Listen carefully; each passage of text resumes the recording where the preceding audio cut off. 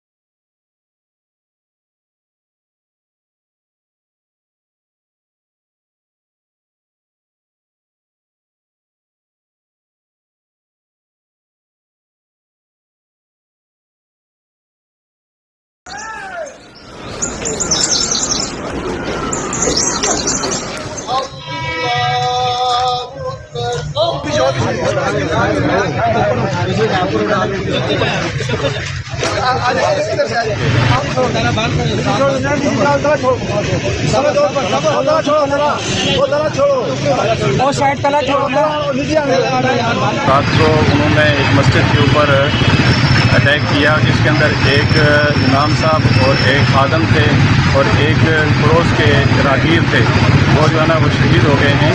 तो अल्लाह पाक उनकी शहादत को कबूल पाए। इंशाअल्लाह अज़ीज़ हम इसका बदला वहीं लेंगे, श्रीनगर में लेंगे और दिल्ली के अंदर लेंगे।